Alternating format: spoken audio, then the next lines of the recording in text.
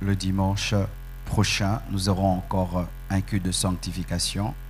L'Église est dirigée par le Saint-Esprit et pas par le programme. Amen. Le dimanche passé, j'ai parlé des preuves de l'existence de l'enfer, et ce dimanche, je parlerai de qui iront en enfer. Amen.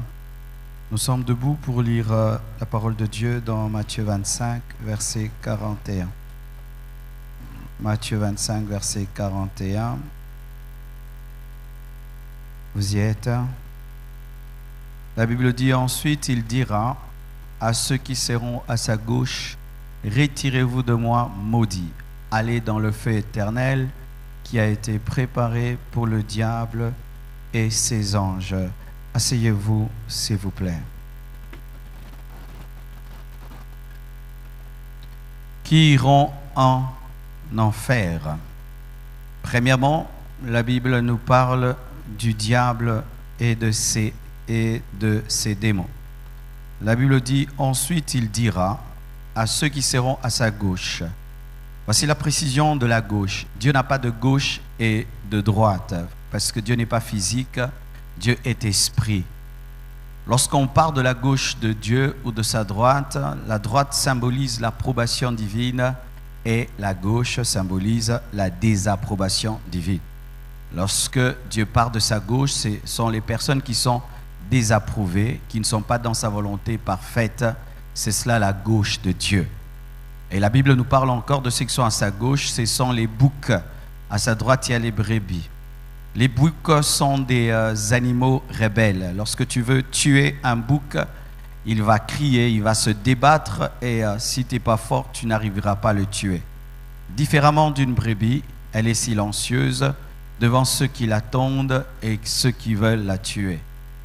Et les brebis, ce sont les enfants de Dieu. Les boucs, ce sont les personnes qui ont refusé de recevoir Christ dans leur vie et qui se retrouvent à la gauche de Dieu.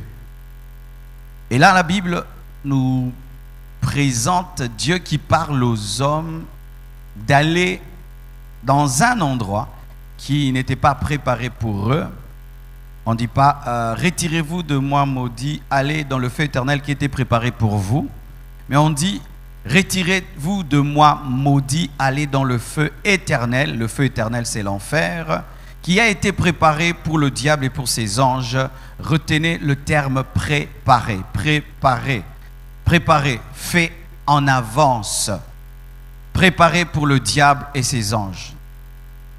Au départ, lorsque Dieu a créé l'enfer, il n'a pas créé l'enfer pour l'homme, il n'a pas créé l'enfer pour les humains, il a créé l'enfer pour le diable et ses anges. Pourquoi on dit ses anges?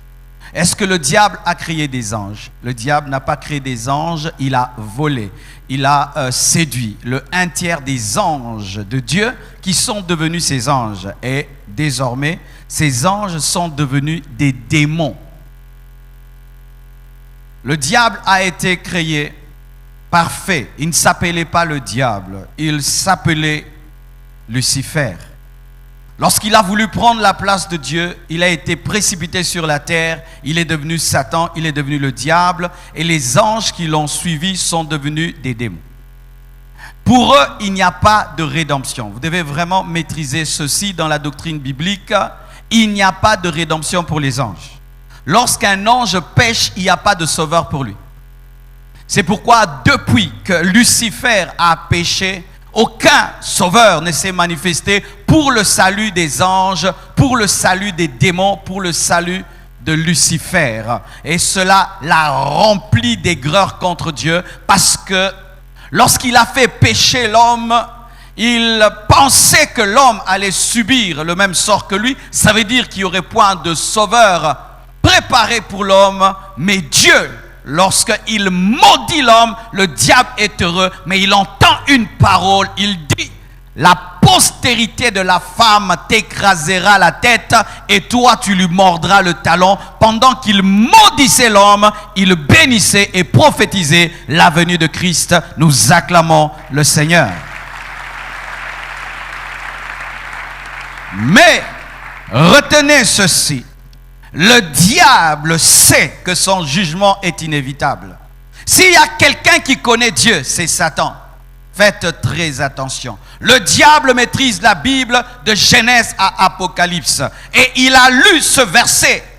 Mes frères, avant même que je ne naisse, le diable connaissait Matthieu 25, verset 41.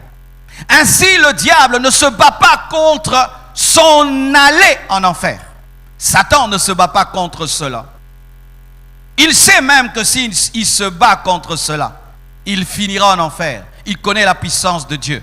Dieu l'a précipité du ciel sur la terre. Il connaît la puissance de Dieu.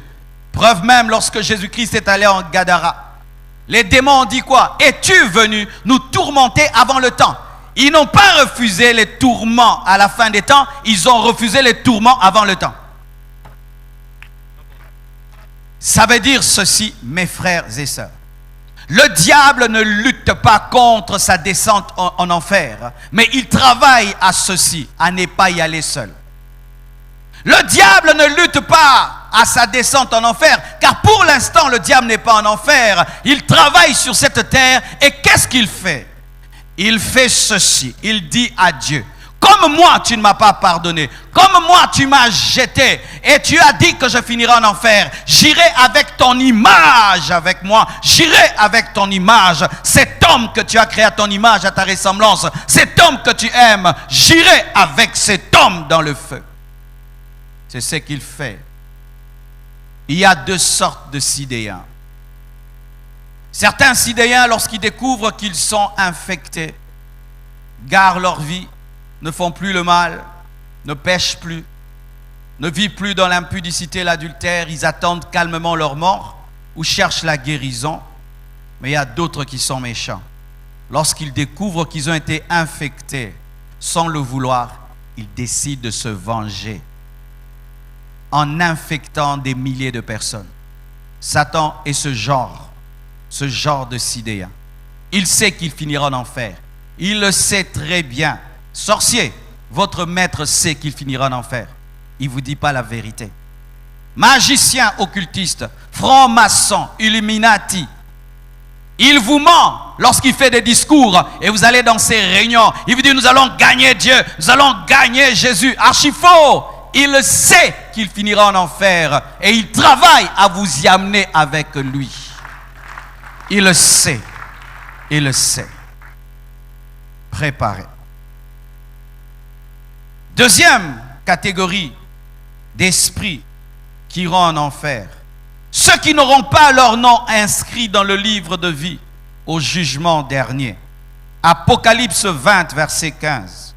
Quiconque ne fut pas trouvé écrit dans le livre de vie fut jeté dans les temps de feu. Retenez encore un autre terme, jeté. Dans le premier verset que je vous ai donné, il y avait le mot préparé. Dans le deuxième, il y a jeté. On ne dit pas déposer dans le feu éternel. On ne dit pas garder dans le feu éternel. Lorsque je prends ma montre et je la mets dans un coffre-fort, je ne dis jamais j'ai jeté ma montre dans un coffre-fort. Je dis j'ai gardé ma montre dans un coffre-fort. On parle de jeter lorsqu'on parle des choses viles et lorsqu'on parle de la poubelle. Les hommes qui iront en enfer seront jetés comme des détritus, comme des déchets dans la poubelle de l'enfer. Mon frère, sache ceci, que si ton nom n'est pas écrit dans le livre de vie, tu n'as aucune valeur. Et tu es fait pour être jeté dans la poubelle de l'enfer. Ta valeur ne vient pas de ton compte en banque. Ta valeur ne vient pas de tes vêtements. Ta valeur ne vient pas de la voiture que tu as garée dehors. Ta valeur ne vient pas de la piscine qui est dans ta maison. Ta valeur vient du fait que ton nom est écrit dans un livre qu'on appelle le livre de vie. Les disciples sont venus voir Jésus-Christ se glorifiant de chasser les démons. Et il a dit, j'ai vu le diable tomber du ciel comme un éclair. Ne vous réjouissez pas de chasser les démons, mais réjouissez-vous du fait que vos noms sont écrits dans le livre de vie. La valeur d'un homme, c'est sa finalité. Ce n'est pas là où il est. Là où est ton nom détermine où tu finiras, car le nom va toujours là où tu n'es pas allé pour que tu ailles. C'est ainsi même lorsque tu as le visa des États-Unis, ton nom arrive aux États-Unis, ensuite ta vie ira aux États-Unis. Ainsi aussi, si ton nom est dans le livre de vie, ta vie finira dans la nouvelle Jérusalem céleste. Pourquoi? Si ton nom y est, ta vie doit y être. Donne-moi la main que je te parle. Il y a des gens, si seulement il a le visa des États-Unis, même s'il habite Maluku, il marche avec fierté parce qu'il sait que son nom est écrit dans une ambassade aux États-Unis. Mais j'aimerais te dire que si ton nom est écrit dans le livre de vie, tu es plus qu'un millionnaire, tu es plus qu'un milliardaire, tu es plus qu'un millionnaire. Donne-moi un amen. Mais si tu as tout l'argent du monde, tous les diplômes du monde, et ton nom n'est pas écrit dans le livre de vie, tu n'es pas différent d'un papier usé, déchiré, qu'on jettera. Jeté dans le feu éternel. Quand tu vas dans les maisons, qu'est-ce qu'on brûle et qu'on jette dans les poubelles? Les beaux habits? Non. Qu'est-ce qu'on brûle et qu'on jette dans les poubelles? Les beaux vêtements? Les $100, 200 €, les papiers déchirés, les habits usés, les choses dont on n'a pas besoin, jetés dans le feu, jetés dans le feu. Mon frère, ton nom est écrit presque partout, écrit dans des ministères, écrit dans des cabinets, écrit dans de écrit, mais s'il n'est pas écrit, là où il doit être écrit n'est pas écrit. Les hommes se battent pour que leur nom soit écrit à plusieurs endroits, mais ne cherche pas l'essentiel. Tu seras jeté, mon frère, jeté, comme on prend un papier qu'on a utilisé, dont on n'a pas besoin. Jeté, tu seras jeté. Mais où? Dans un feu éternel.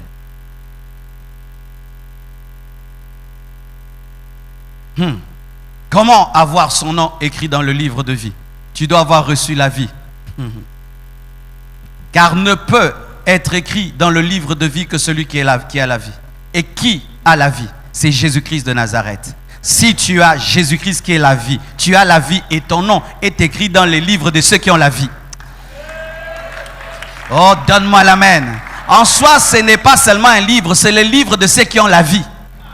Si tu n'as pas la vie, tu as la mort, tu ne peux être écrit dans le livre de vie. Et pour avoir la vie, il faut avoir celui qui a la vie. Et qui a la vie? C'est Jésus-Christ de Nazareth. Ainsi, mon frère, si tu adores un homme, tu adores un prophète, même si tu penses prier, tu n'as pas la vie. Car la vie ne vient pas d'une église, ne vient pas d'un prophète, ne vient pas d'une femme, mais vient de Jésus-Christ. Il est le chemin, la vérité et la vie.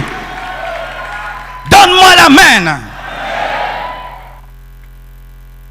Troisièmement, ceux qui mourront sans Christ. J'étais hier, au deuil de papa Jean-Marie, de maman Bibiche qui a perdu sa mère. Et quand je suis arrivé là-bas, Dieu m'a dit, tu te prépares comme si tu vas prêcher à l'église. Dieu vient de me donner une révélation que les deuils sont des croisades d'évangélisation sans dépense. Dans les deuils maintenant, n'est-ce pas que les salles de fête ont cette taille? Et les salles de deuil, pas de fête, les salles de deuil ont cette taille, vrai ou faux? Un grand business au Congo maintenant, hein? Ils climatisent les salles, ils arrangent, il y a tout pour prêcher. Et mes frères, je suis allé là-bas, comme si j'allais à la croisade d'évangélisation. J'ai préparé, pire, ils m'ont donné une chaire, j'ai dit c'est fini. J'ai prêché comme si j'étais à l'église, mes frères. Les gens se retournaient pour me regarder, en fait de me dire, nous sommes dans un deuil. J'ai dit, toi tu es dans un deuil, moi je suis en mode croisade. J'ai prêché là-bas avec un sérieux. Et quand je suis sorti, une dame m'a suivi, elle a dit, papa, c'est la première fois que j'entends quelqu'un prêcher comme ça dans un deuil. J'ai dit, maman, n'a qui n'a méchant. Ne jouez pas, mes frères. La mort est une occasion pour prêcher à l'homme qu'il est mortel. La mort est une occasion pour rappeler à l'homme qu'il est poussière. Tu peux dire à un homme, tu mourras, mais il ne croit pas, mais il ne croira pas. Mais quand il a sa mère qui est morte, son ami, son frère, l'ami du quartier, la voisine du quartier, elle est là, celle qui parle tous les jours, ne parle pas. Alors, on t'écoutera. On t'écoutera parce que vous prêchez à deux. Le cadavre prêche, toi aussi tu prêches. Le cadavre prêche, tu es poussière. Toi aussi tu prêches et tu confirmes qu'ils sont poussières. qui iront en enfer. Hébreux 9, verset 27. Ceux qui mourront sans Christ. La Bible dit ceci. Et comme il est réservé aux hommes, dites réservé. Encore un autre mot. Il y a préparé, jeté, réservé. Il est réservé, il est prévu. Dieu a prévu ta mort. Dieu a prévu vos morts. Il ne veut pas croire. Dieu a prévu ta mort. Il est prévu aux hommes. Il n'est pas dit il est prévu à l'homme. Il est prévu aux hommes. Pourquoi il y a des hommes qui vont vouloir s'échapper? C'est pourquoi il est écrit aux hommes. Si Jésus tarde, tu mourras. Et j'ai remarqué, peu de Congolais atteignent 100 ans. Depuis que je suis pasteur, je n'ai jamais prêché dans un deuil d'un centenaire. La plupart, 80 ans maximum. Donc avec la chikwang que tu manges et les lopele que tu ajoutes, maximum 80. Et donc si tu as 50 ans, il te reste 30 ans. Et si tu as 70, il te reste 10. Et si tu as 40, il te reste 40. Tu as peur? Un chrétien n'a pas peur de la mort, parce que la mort n'est pas la mort. La mort est une porte. Mais vous devez savoir que Dieu a prévu un jour de vous tuer.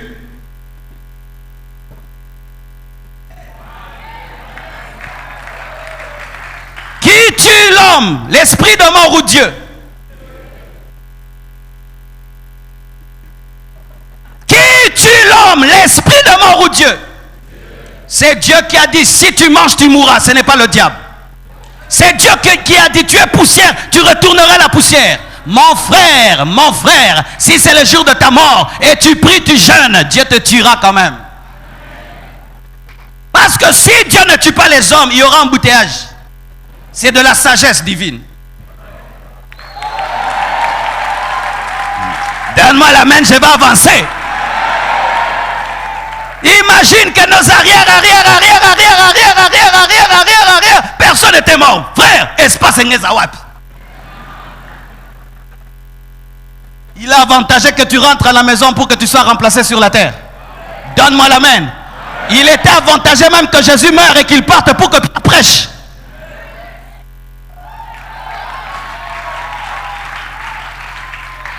Vous qui n'aimez pas la mort, même si tu n'aimes pas la mort n'a pas besoin de ton amour.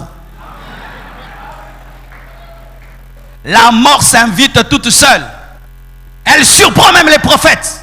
Elle surprend même les gens qui ont des visions et des révélations. Certains meurent jeunes, d'autres meurent vieux. Mais tout en meurt. Le païen meurt, le chrétien meurt, le pauvre meurt, le riche meurt. Nous mourrons si Jésus-Christ tarde. Et ça ne me dérange pas. Ça ne me dérange pas. Je vous dis, ça ne me dérange pas. Quiconque connaît Dieu n'est pas dérangé par la mort. Car il sait qu'on ne meurt jamais. L'homme en soi ne meurt jamais. Pourquoi? On ne peut jamais juger ceux qui meurent. Car il est écrit, il est réservé à l'homme de mourir une seule fois, après quoi vient le jugement. On ne peut pas juger celui qui est mort, donc tu ne mourras pas. Mais tu voyageras de l'autre côté, et c'est là-bas qu'on te jugera, mais tu existeras toujours, mais tu changeras de corps. Donne-moi la main. Maintenant, il est réservé aux hommes de mourir une seule fois, pas deux fois. La réincarnation n'existe pas. Tu n'as pas deux vies, tu n'as pas trois vies. Si pendant cette vie-ci, tu ne sers pas Jésus-Christ, tu n'auras pas une autre vie. Mes frères, croire en la réincarnation, c'est croire à plusieurs croix. Car Jésus est mort une fois, pour une seule vie. Et si tu as plusieurs vies, il faut qu'il y ait 2 croix, 3 croix, 4 croix. Et il n'y a qu'une seule croix parce que tu n'as qu'une seule vie. Tu ne reviendras pas sur la terre et tu ne viens de nulle part. C'est la première apparition. Donne-moi la main que je te parle. Ceux qui meurent sans Christ iront en enfer. Car après la mort, l'homme ne peut plus être sauvé. Ce qui fait que le purgatoire est faux. Le purgatoire est faux. Le purgatoire est faux. Je n'ai pas de problème avec cette église-là. J'ai des problèmes avec cette doctrine-là. L'église-là, je n'ai pas de problème. J'ai étudié là-bas. Mais j'ai un problème avec la doctrine. C'est une doctrine qui tue, qui amène en enfer. C'est une doctrine qui te dit, n'étudie pas, tu réussiras. As-tu déjà vu un prof pareil?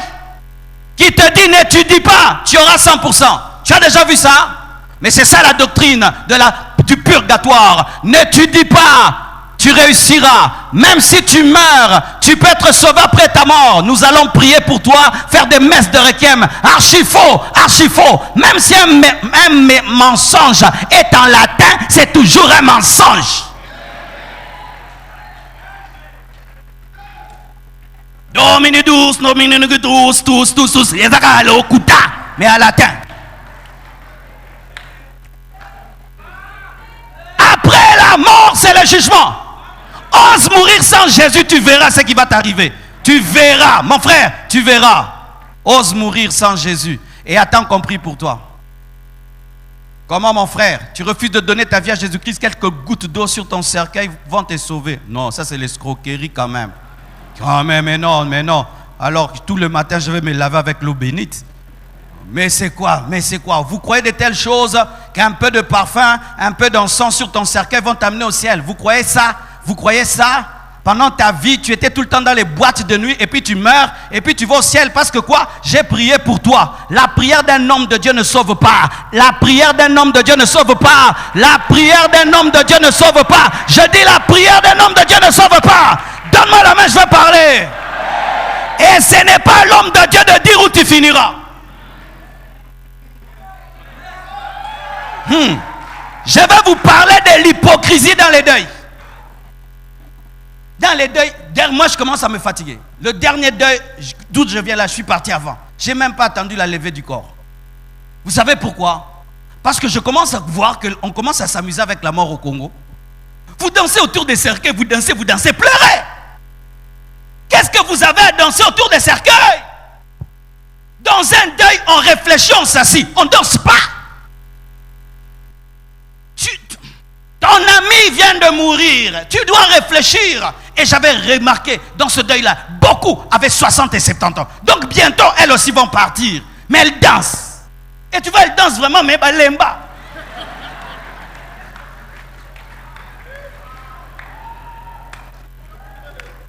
Bien-aimé, moi je ne suis pas qu'un prédicateur, je suis un changeur de société. On ne peut pas seulement prêcher, voir des médiocrités dans la société et ne rien dire.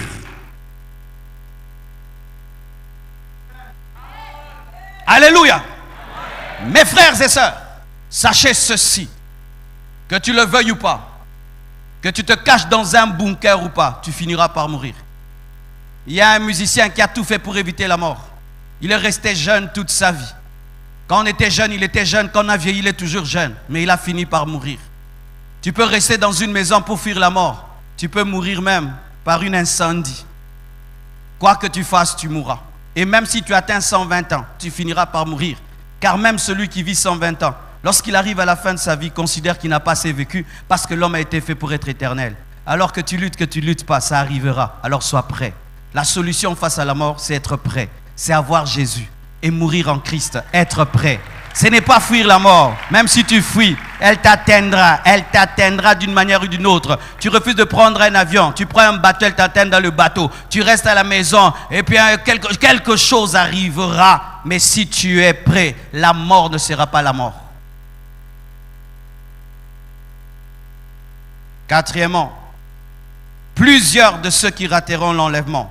Et j'ai bien utilisé le terme plusieurs. Je n'ai pas dit tout. J'ai dit plusieurs. Et vous allez comprendre pourquoi. Pour ceux qui veulent avoir la totalité de cette parole, allez sur YouTube, tapez « Message aux chrétiens qui rateront l'enlèvement ». Matthieu 24, versets 40 à 44. La Bible dit ceci. « Alors de deux hommes qui seront dans un champ, l'un sera pris et l'autre laissé. De deux femmes qui moudront à la meule, l'une sera prise et l'autre laissée. Veillez donc, puisque vous ne savez pas quel jour votre Seigneur viendra. Sachez-le bien, si le maître de la maison savait à quelle veille de la nuit le voleur doit venir, il veillerait et ne laisserait pas percer sa maison. C'est pourquoi vous aussi, tenez-vous prêts, car le Fils de l'homme viendra à l'heure où vous n'y penserez pas. L'enlèvement arrive. Je dis l'enlèvement arrive. Je dis l'enlèvement arrive. Je dis l'enlèvement arrive. Et cette parole révèle ceci, qu'il y a ceux qui partiront et ceux qui resteront. Oui, mes frères, il y a ceux qui partiront et ceux qui resteront. Il y a ceux qui partiront et ceux qui resteront. Si tu ne meurs pas et tu es vivant et tu es trouvé vivant le jour de l'enlèvement, il y a ceux qui partiront et ceux qui resteront. Et les morts en Christ seront ressuscités. Et voici maintenant une précision. Apocalypse 14, versets 9 à 13. Pourquoi j'ai dit que plusieurs de ceux qui rateront l'enlèvement iront en enfer? Pourquoi j'ai dit ça? Apocalypse 14, 9 à 13. La Bible dit ceci. Et un autre, un ange, un troisième ange les suivit en disant d'une voix forte: si quelqu'un adore la bête et son image et reçoit une marque sur son front ou sur sa main, il boira lui aussi du vin de la fureur de Dieu, versé sans mélange dans la coupe de sa colère. Il sera tourmenté dans le feu et le soufre devant les saints anges et devant l'agneau. Et la fumée de leur tourment monte au siècle des siècles. Ils n'ont de repos, ni jour ni nuit, ceux qui adorent la bête et son image, et quiconque reçoit la marque de son nom. C'est ici la persévérance des saints qui gardent les commandements de Dieu et la foi de Jésus. Et j'entendis du ciel une voix qui disait: écris, heureux dès à présent les morts qui meurent dans le Seigneur. Oui, dit l'Esprit, afin qu'ils se reposent de leurs travaux, car leurs œuvres les suivent. Acclamons la parole du Seigneur. Voici.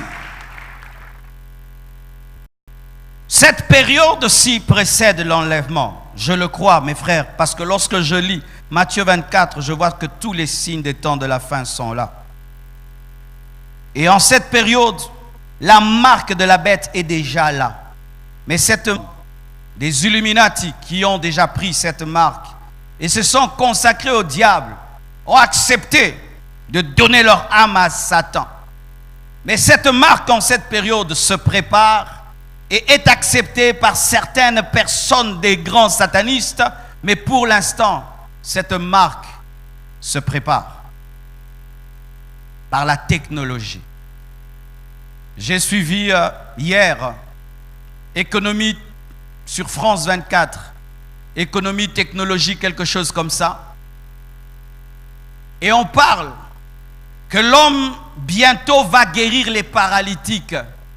C'est-à-dire, ces hommes qui ne marchent pas, les mains et les pieds ne fonctionnent pas, ils sont devenus capables d'implanter dans leur cerveau des puces qui permettent à ce qu'un robot, une ossature robotique soit collée à leur corps, et par sa pensée, ils commandent à cette ossature robotique et le paralytique marche. Ils feront des miracles avec la technologie.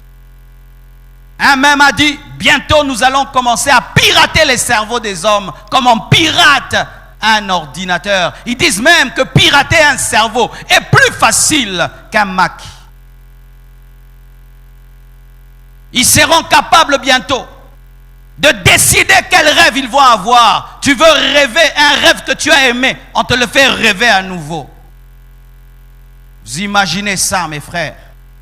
Et lorsque l'église sera enlevée, voici ce qui va arriver. Imaginez que je sois en train de prêcher maintenant. Et tout d'un coup, l'enlèvement a lieu et la moitié de la salle reste du côté gauche. Non, du côté droit. Ceux qui vont rester, que vont-ils faire? Ils vont dire, le pasteur avait raison. Vrai ou faux? Et ainsi, vous irez lire les Écritures et vous allez comprendre que la marque de la bête viendra et quiconque sera marqué deviendra comme un démon. Il y a des hommes qui vont dire, je ne prendrai pas la marque de la bête. Et ils accepteront de mourir de faim, mourir de soif, parce que personne ne pourra acheter ni vendre sans avoir cette marque. Et ceux qui vont refuser d'adorer la bête, la Bible nous dit, ils seront décapités, torturés, sciés, mourront. Ces personnes accepteront de mourir. On les appelle dans la Bible les martyrs de la tribulation. Il y a les martyrs avant l'enlèvement, mais aussi les martyrs après l'enlèvement. Ce sont des personnes qui ont refusé la marque de la bête, qui sont mortes de faim et mortes décapitées.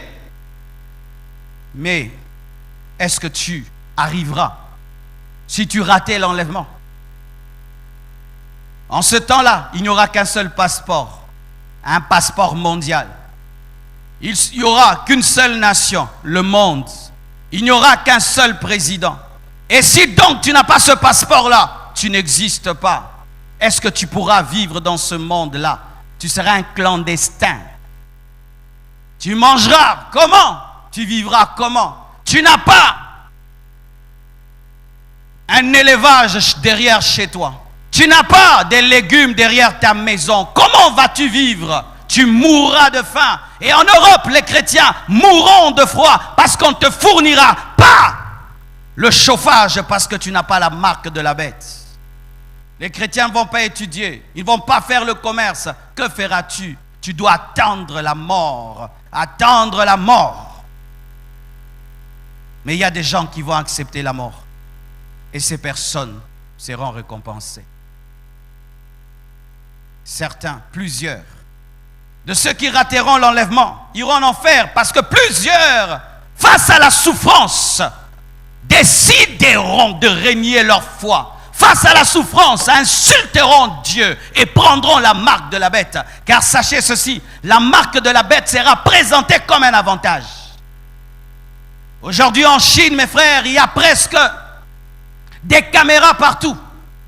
Et les Chinois acceptent ça. Ils disent c'est bien, c'est pour qu'on puisse attraper facilement les voleurs et les mauvais citoyens. Partout, partout, ton visage est scanné. Scanné. C'est pourquoi même les nouveaux téléphones qui nous font nous demandent notre visage. Mode identification, jamais na kotarango. Toi tu donnes. Et quand tu donnes, tu sais quoi? Ça entre dans une base de données, une base de données, une base de données, une base de données. Tout ce qu'ils font, c'est pour contrôler le monde. Mais ils te disent c'est un avantage. Si on te vole le téléphone, et ils présentent toujours des avantages. Mais derrière les avantages qu'ils présentent, ils ne montrent pas un contrôle mondial. Le monde est prêt pour la marque de la bête. Le monde est prêt pour la marque de la bête. Il suffit seulement que l'église soit enlevée. J'ai eu une vision de la tribulation, mes frères. J'ai vu des avions qui n'existent pas encore. Une technologie qui n'existe pas encore. Ils étaient capables, par le satellite, de savoir où tu te trouves si tu n'as pas la marque. Parce que ceux qui n'ont pas la marque étaient référenciés. Et on pouvait savoir où ils étaient. Les gens s'accusaient entre eux. Mon frère n'a pas la marque. Ma soeur n'a pas la marque. Ok, toi tiens-toi à côté de ton frère. Comme toi, tu as la puce, hein, on peut savoir où il est à côté de toi. C'est comme ça qu'on les attrapait. Et c'était des avions qui pouvaient voler très très bas. Et des militaires armés d'une manière sophistiquée descendaient. C'était comme des vaisseaux pour attraper les hommes qui n'avaient pas la marque. J'ai vu ça.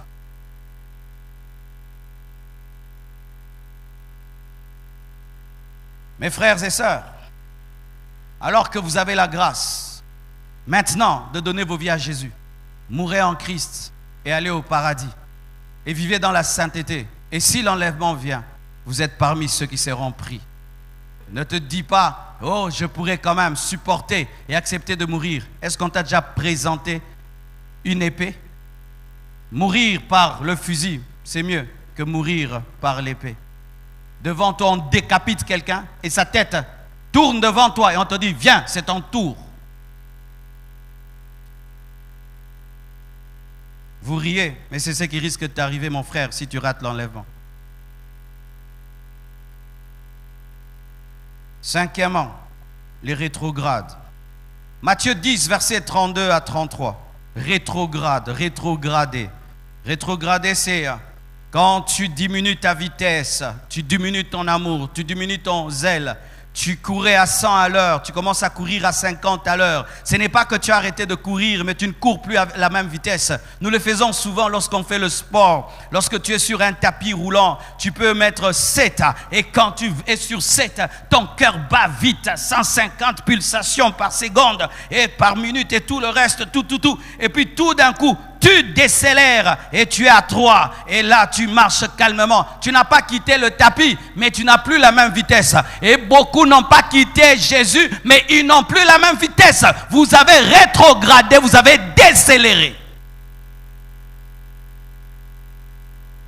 Les rétrogrades. Pourquoi les rétrogrades iront en enfer? La Bible dit ceci dans Matthieu 10, versets 32 à 33. C'est pourquoi quiconque me confessera devant les hommes, je le confesserai aussi devant mon Père qui est dans les cieux. Mais quiconque me reniera devant les hommes, je le renierai aussi devant mon Père qui est dans les cieux. Les rétrogrades sont les hommes les plus malheureux de la terre. J'ai été rétrograde dans ma vie, je l'avoue. J'ai donné ma vie à Jésus-Christ à l'âge de 15 ans. Et quand j'ai donné ma vie à Jésus, je n'ai pas voulu fréquenter une église. Et j'étais un frère à la maison. Et mes amis m'ont ramené dans le monde. Mais je vous assure, les mois que j'ai fait, parce que j'ai abandonné Christ, mais je suis revenu à l'âge de 16 ans. Donc j'ai fait une année de rétrogradation. Cette année-là, j'étais l'homme le plus malheureux de la terre. Vous savez, lorsque j'étais un païen et que je péchais, j'avais un peu de joie. Parce que je n'avais aucune connaissance de Dieu. Lorsque je dansais la musique mondaine, plus que les autres dans une fête, j'étais très heureux. J'étais la star de la fête. Lorsque je m'habillais pour montrer aux gens que je suis en Versace et en ceci, et que tout le monde disait que je suis en griffe, cet orgueil-là, moi je me sentais bien. Là, je ne connaissais pas Dieu. Lorsque tu vis dans le péché, tu pouvais même aller le raconter à tes amis. Quel péché tu as commis? Mais quand j'ai abandonné Dieu, mes frères, je péchais avec tristesse parce que je connaissais la Bible. Je connaissais la parole. Je savais que Dieu était contre cela. Les rétrogrades sont les pires ennemis de l'Église. Un homme qui n'a jamais été parmi nous ne nous combattra pas comme celui qui a été au milieu de nous et qui nous combat. Les rétrogrades. Hier, tu as aimé Dieu. Aujourd'hui, tu ne l'aimes plus comme avant. C'est vrai que tu continues à venir à l'église, mais ton amour pour Dieu n'est plus. Si tu renies Jésus devant les hommes, il te régnera devant le Père. Comment peux-tu renier Dieu devant des hommes qui ne te feront rien? Car l'homme ne peut rien te faire. Qu'est-ce qu'un homme peut te faire? La pire chose qu'un homme peut te faire, c'est te tuer. Physiquement, c'est tout. Mais si tu tues un chrétien physiquement, tu n'as rien fait parce qu'il continue à vivre. Qu'est-ce que tu peux me faire physiquement? Me taper? Si tu me tapes, j'aurai mal. Après, tu ne vas pas me jeter en enfer. Tu abandonnes Dieu qui peut te jeter en enfer ou t'amener au ciel pour des hommes qui ne peuvent ni t'amener au ciel, ni t'amener en enfer. Des chrétiens qui au boulot se comportent comme tout le monde. Pourquoi? Je veux faire cool, je veux faire genre, parce qu'aujourd'hui, l'homme veut être tellement accepté, aimé. C'est la maladie de l'homme moderne, être aimé. J'aime. Facebook, j'aime. Et dans leur vie, ils veulent toujours appartenir à un groupe, être aimé, être accepté. Être différent dans la société. Non, ils n'arrivent pas. On organise des fêtes dans la société. On met la musique mondaine. Le chrétien aussi danse pour que ses amis ne se moquent pas de lui. Les autres font des fausses factures et tout. Lui aussi fait des fausses factures pour qu'on ne dise pas qu'il est bête. Lui aussi c'est un homme courageux. S'il va à l'université, il doit devenir aussi un étudiant cool comme les autres étudiants. Sinon on va dire qu'il a sauté sa jeunesse. Régnons Dieu devant les hommes. Voulons être à la page, être à la mode, être acceptés. Et oui, les hommes t'acceptent, oui. Maintenant, tu fais partie de leur groupe. Leur groupe de qui? D'ivrognes. Leur groupe d'impudiques. Leur groupe de voleurs. Leur groupe d'orgueilleux. Oui, maintenant, tu fais partie de leur groupe. Mais tu as perdu Dieu. Je n'ai que faire d'un groupe. J'en ai pas besoin. Un groupe qui me fait perdre Dieu, je n'en ai pas besoin. Je préfère rester seul dans mon coin et servir Dieu jusqu'à ma mort qu'appartenir à un groupe. Sachez ceci, mes frères. La pire arme de l'homme contre toi, c'est tuer ton corps, c'est tout. Mais un chrétien, le tuer, c'est lui rendre service. Judas a rendu service à Jésus. Il lui a permis de devenir le sauveur de l'humanité.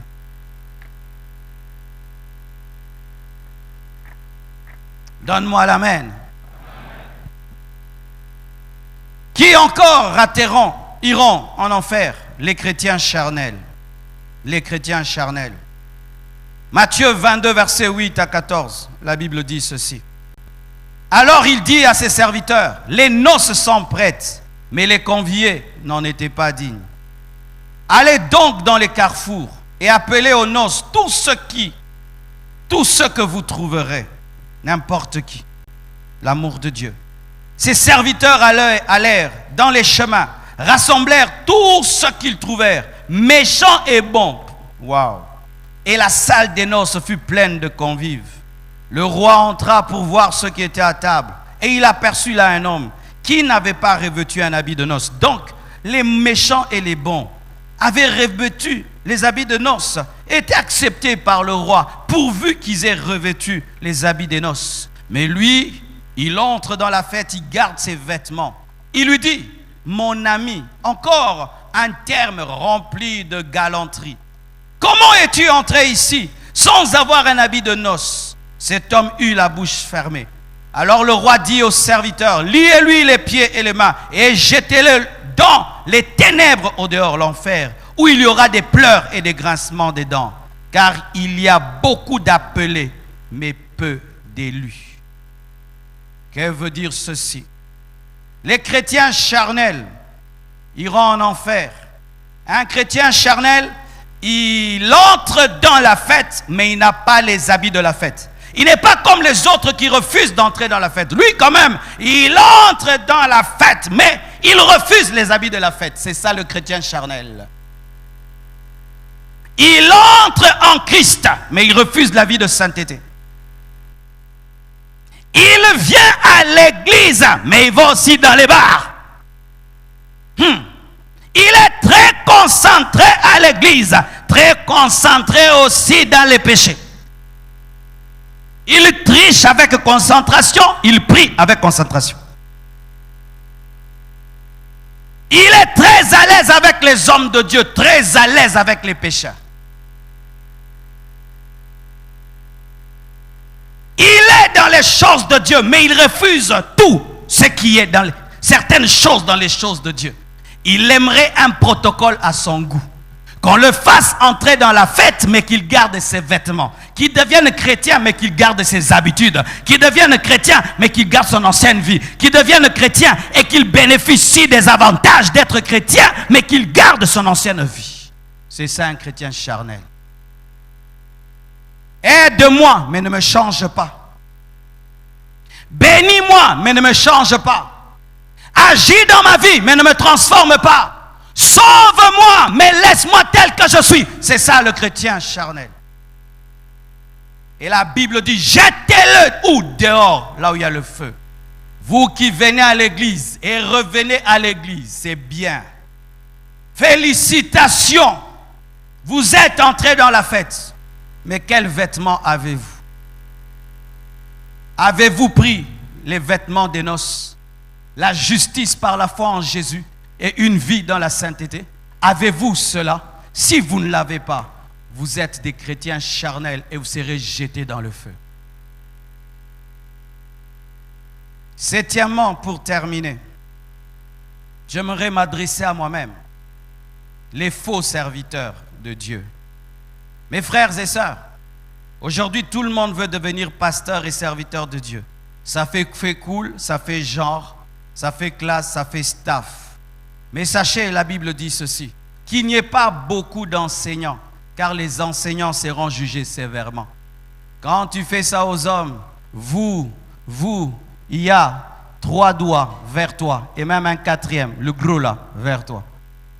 Imaginez, je prêche comme ça, et puis à l'enlèvement, je reste avec la moitié des droites ou des gauches. Avant même que tu pleures sur toi, tu vas me taper d'abord, ensuite tu vas pleurer. Vrai ou faux? Chers hommes de Dieu, faisons très attention. Serviteurs de Dieu, faisons attention. C'est bien de dire on est homme de Dieu, on est serviteur de Dieu. Oui, gloire à Dieu.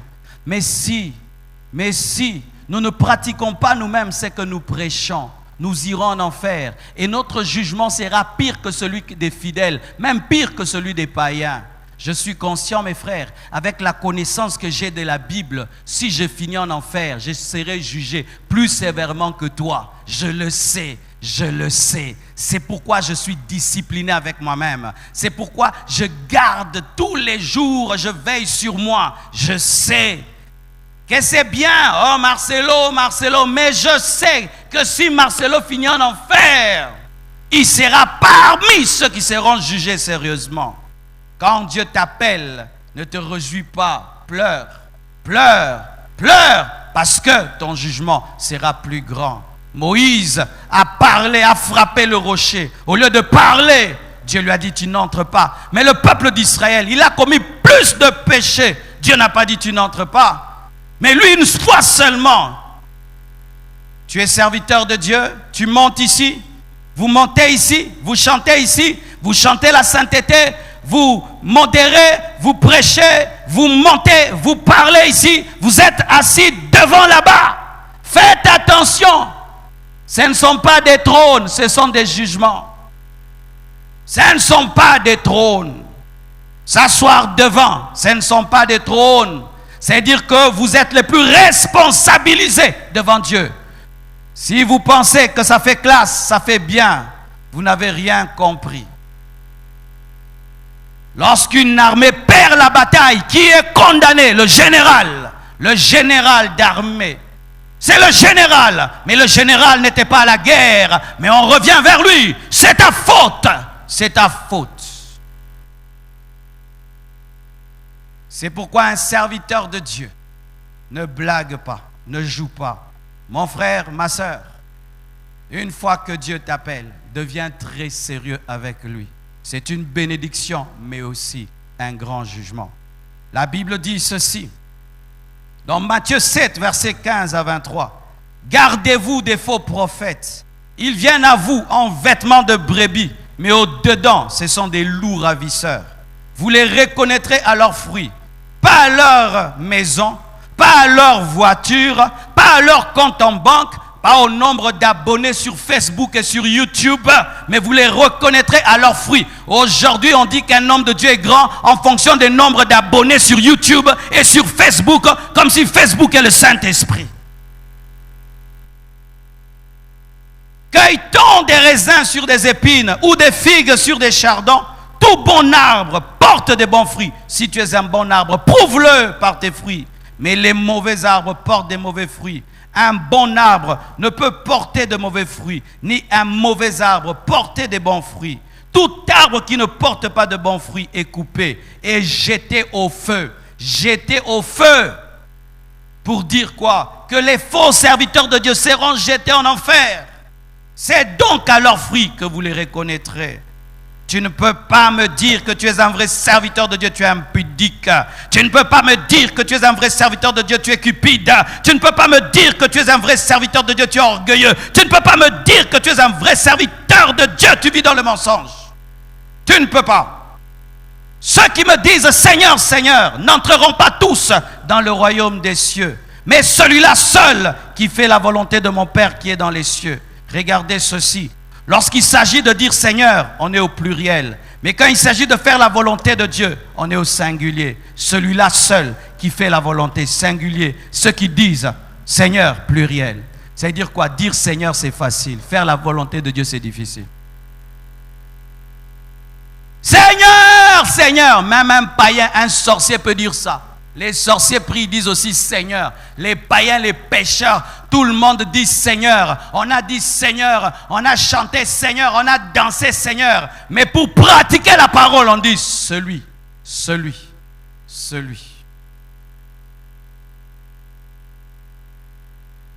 Prêcher, prophétiser, faire des miracles, chasser les démons ne sont pas une garantie de salut. Ne sont pas une garantie de salut. Vous savez pourquoi? Voici. Je peux être là. J'ai servi Dieu dans la vérité. Et je vous ai attiré ici. Et vous avez confiance en moi. Que c'est un serviteur de Dieu, un saint homme de Dieu. Quand il prie, Dieu l'exauce. Et vous venez avec vos problèmes. Mais moi, dans le secret, j'ai abandonné Dieu. Vous ne savez pas. Mais moi, dans le secret, j'ai abandonné Dieu. Et vous venez, parce que vous avez confiance en Jésus que je prêche. Et je prie, mais je ne suis plus connecté à Dieu. Dieu m'exauce, pas pour moi, mais pour vous. Si vous ne savez pas, il y a dans certains endroits, Dieu ne fait pas les miracles à cause de la sainteté de l'homme de Dieu, mais à cause de la foi du peuple. C'est pourquoi quand Dieu t'utilise dans les miracles, des fois, sache que ce n'est pas toi, c'est la foi de cette personne qui est venue. Samuel était dans la maison du sacrificateur Élie, qui était déconnecté de Dieu. Mais Dieu l'a reconnecté rien que pour Samuel et puis l'a déconnecté après. Oui, il est écrit en ces temps-là, il n'y avait plus de vision. Les visions étaient rares. Mais parce que Samuel avait un appel de Dieu, Dieu a reconnecté pendant un temps le sacrificateur pour qu'il explique un peu le fonctionnement du royaume et puis l'a déconnecté. Vous comprenez ça? Comme j'impose les mains, les gens sont guéris, donc j'irai au ciel. Archi faux. Comme je prophétise et ça arrive, archi faux. Comme je chasse les démons et ils partent, archi faux. Tu peux faire tout ça et puis tu vas en enfer. Je vais terminer en vous présentant un exemple pour illustrer tout mon message. J'ai besoin de 6 frères. Oui, 6 frères. Approchez-vous. 6 choristes, oui. Vous tenez-vous ici? Ok. Vous tenez-vous ici? Approchez. Vous tenez-vous ici?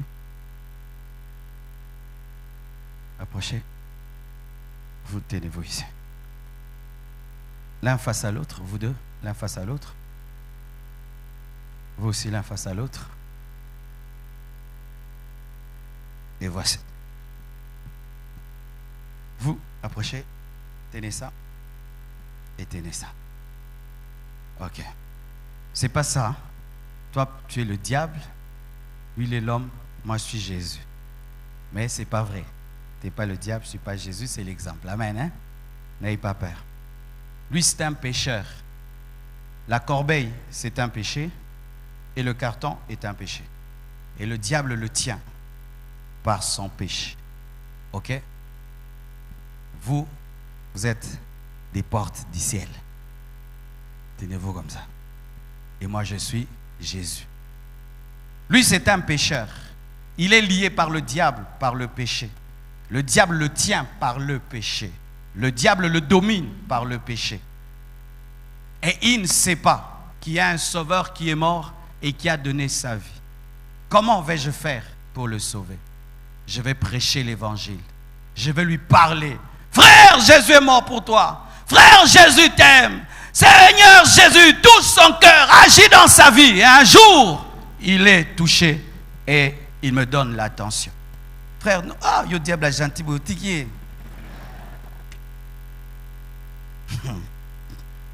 Il donne l'attention. Comme toi, tu es venu, tu as donné l'attention. N'est-ce pas que tu suis avec attention? Tu es à cette étape-là. Et on prêche maintenant. Si tu crois en Jésus-Christ, tu iras au ciel et tu n'iras pas en enfer. Alléluia, gloire à Dieu. Reçois-le, alléluia. Mais répands-toi, athée. La grâce, la grâce, la grâce. Non, le chemin du ciel est disponible. Tu peux entrer. Il est le chemin, la vérité, la vie. Alléluia. Abandonne, il refuse. Et l'ennemi le tient là. Mes frères, tous les péchés que vous refusez d'abandonner permettent au diable de vous tenir. Et voici ce que vous voulez. Que Dieu change une doctrine. Ou malgré tes péchés. Bouge, viens avec. Viens. Vous voulez que Dieu vous fasse entrer au ciel avec vos péchés. Que le diable aussi y entre. Vous voulez ça? Si vous ne voulez pas abandonner vos péchés et entrer au ciel avec vos péchés, vous voulez aussi y entrer avec celui qui vous tient. Donc il y aura un Satan au ciel. Alors, comme tu refuses d'abandonner, lui est destiné à aller où? Préparé pour lui. L'enfer est préparé pour lui. Qu'est-ce qu'il fait? Il te tire en enfer. Et toi, tu dis, lâche-moi. Il te dit, mais lâche mes choses. Ah non, je veux tes choses, mais je veux aussi Jésus. Ah, je t'amène. Il y a des chrétiens comme ça. Il veut le ciel, mais il veut les choses du diable. Tu veux le ciel, mais les choses du diable. On te dit maintenant, lâche le mari d'autrui. Ah, les loyers, les loyers.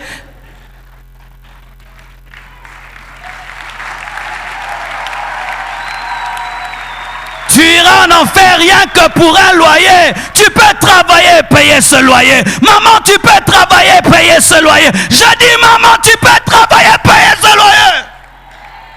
Les loyers, tu vas les nourrir. Il y a des veuves qui nourrissent leurs enfants. Tu es une paresseuse impudique et adultère. Oui. Toi, tu vas aller en enfer parce qu'un homme te paye le loyer et nourrit les enfants. Tu es une paresseuse. Tu ne peux pas travailler et nourrir ses enfants et payer toi-même ton loyer ou rentrer avec ses enfants à la maison chez vos parents. Et alors, dimanche passé, ce frère était venu à l'église quand j'ai parlé de l'enfer et il a lâché le carton. Lâche le carton. Comme il a lâché, tu le lâches. Mais il a dit, j'ai déjà abandonné. C'est trop. C'est trop. Je ne fume plus la cigarette. Mais quand même, le whisky, je bois. C'est comme toi. Quand je prêche là, je dis, les lots aux angotes. J'avais 5 copines, j'ai abandonné 9. J'avais 5, j'ai abandonné 4. Il reste qu'une. Pasteur, tu ne mourras pas. D'ailleurs, Dieu m'a révélé que c'est la femme de ma vie. Et tu couches avec elle et tu l'as fait avorter, la femme de ta vie, quoi. L'avorteuse de ta vie.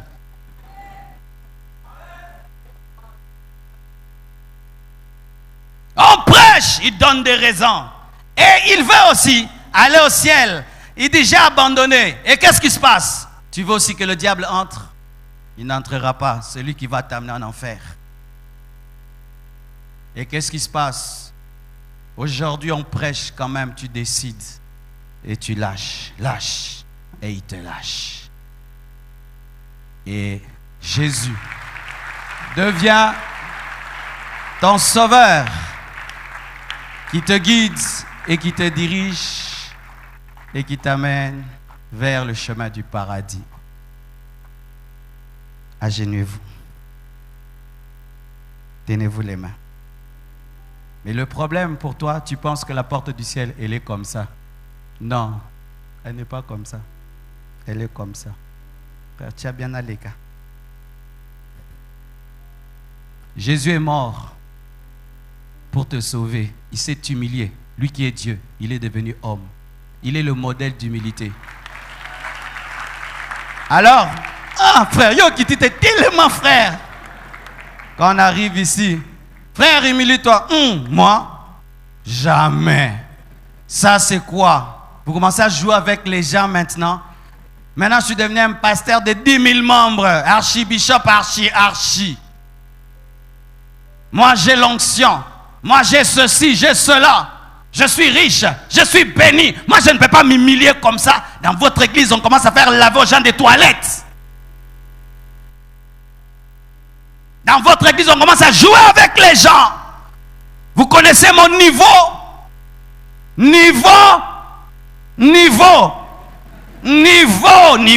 Niveau intellectuel, social, onctionnel, prophétique.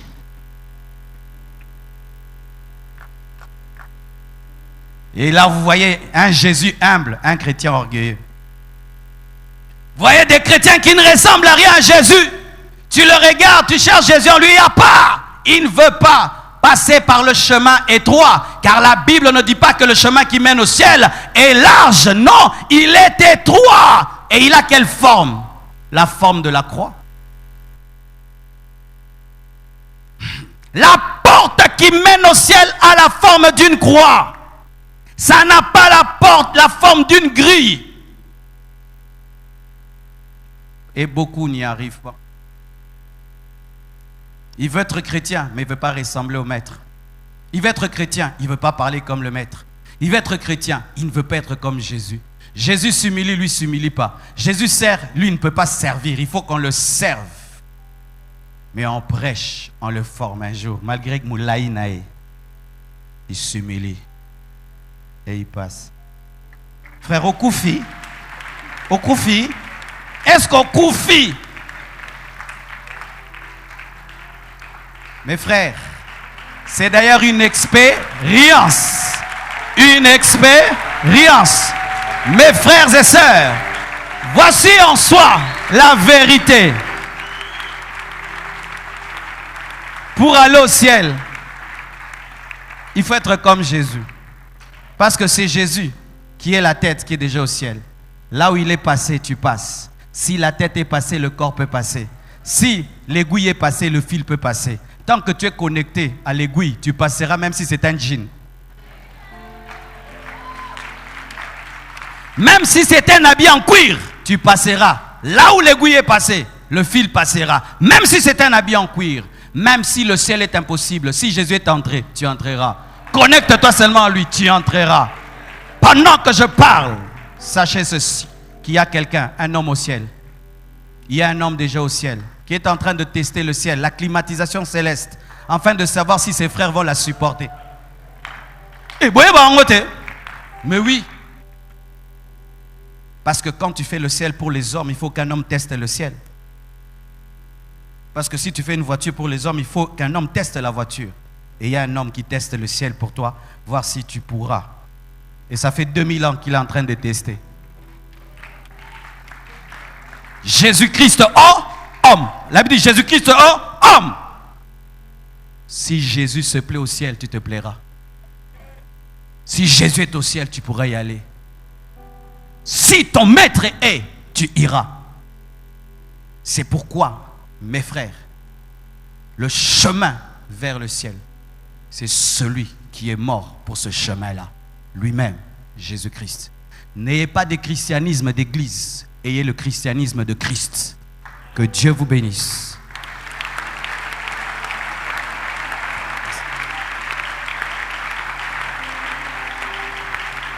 Ya yo yo, ya ya,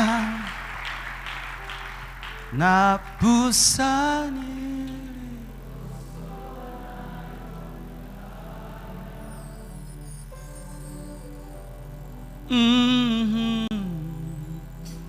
Olingo,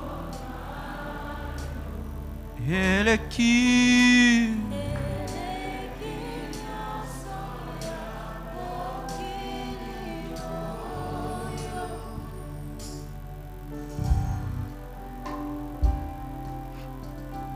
Ngayoyo, ngayoyo.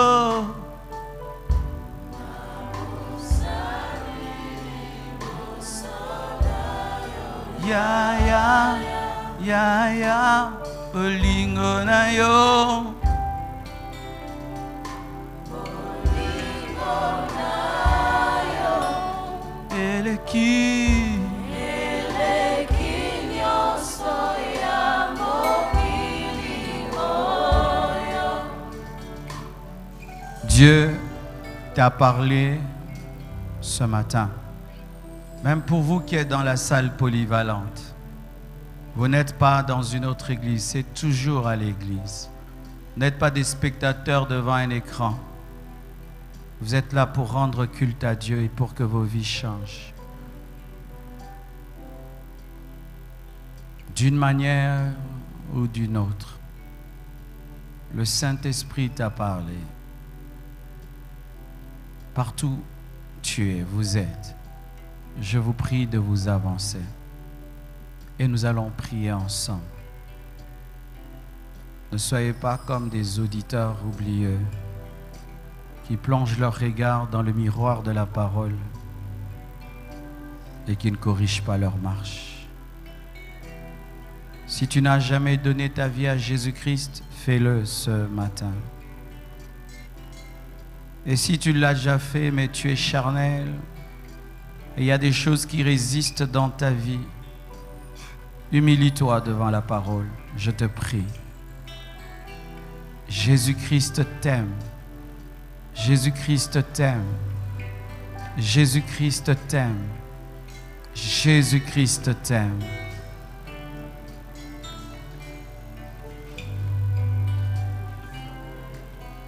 Oh.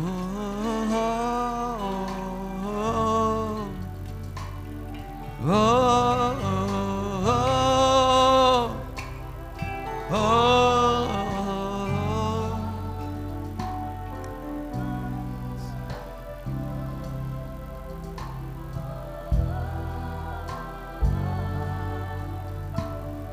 Venez, venez, venez, venez, venez. Aujourd'hui, c'est le jour de ton salut. C'est le jour de ta transformation. Tu n'as que faire de la réaction de ton voisin. Si lui ne bouge pas, il sait pourquoi il ne bouge pas. Si lui ne se lève pas, il sait pourquoi il ne se lève pas. Mais réponds personnellement à la parole de Dieu. Personnellement. Le salut est individuel. Gaïo-yo. Gaïo-yo.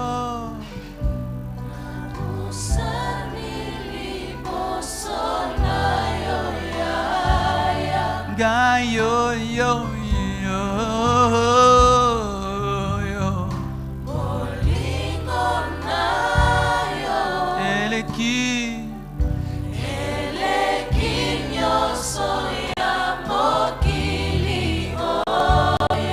Prions. Agenouillez-vous, s'il vous plaît.